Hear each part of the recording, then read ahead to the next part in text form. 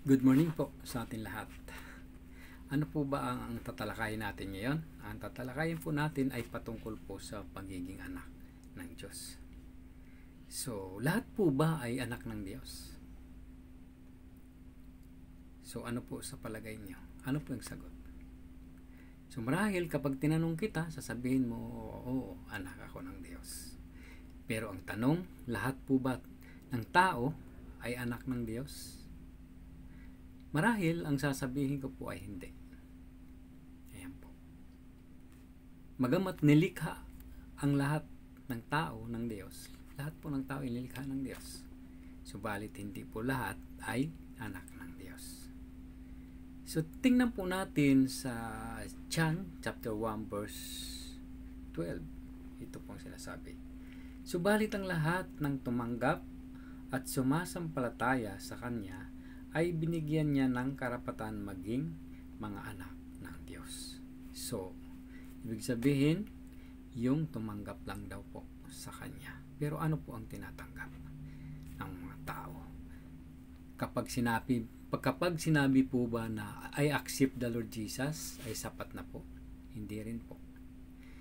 So, kinakailangan po ay sundin natin ang Kanyang kalooban, ang Kanyang panukala, at ang lahat po ng pinakananais ng Diyos. Gaya po ng talinghaga na patungkol po sa paghasik, na ang pananampalataya ay katulad po ng isang buto na kinakailangan matanim sa matabang lupa. At kapag tumubo, siya'y lalago at mamumunga.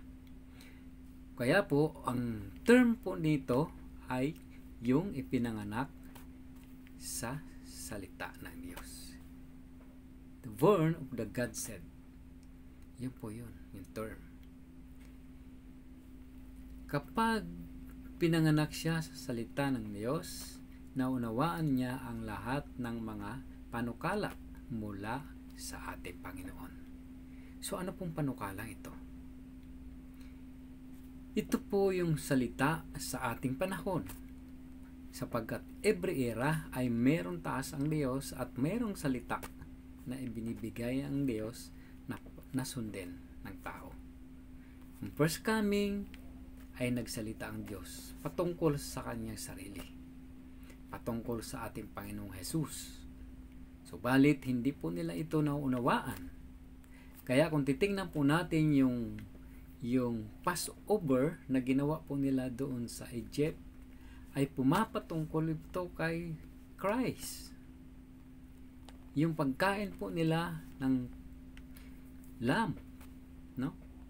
Ito po yung kanilang ni-roast at kinain po nila, at yung dugo po ay nilagay niya po sa door frame, at yung laman po ay madali ang pong kinain nila. That is the Passover. Ito po. At yung dugo po sa doorframe para po hindi sila mamatay. Layon po sila ng salot. Yun po yun. Yung sa 10 plagues.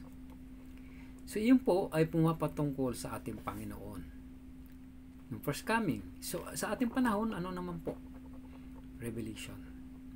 Yung Revelation na sinasabi doon na dapat tayo ay ipanganak sa kanyang salita.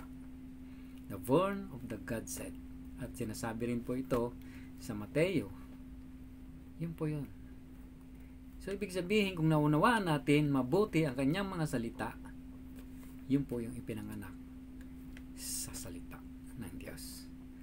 At yun po yung magiging anak niya. Magiging anak ng Diyos. So, kaya po ngayong umaga, nawa po malinaw po ito. At kahit sa konting pagpapaliwanag, ay dapat po ay naunawaan natin. So, sana po ay pinagpala kayo ng mga salitang ito. At kung mayroon po kayong katanungan patungkol po dito, ay huwag po kayong magtubili na mag-comment po sa ating comment section. So, magandang umaga muli. God bless you po sa lahat.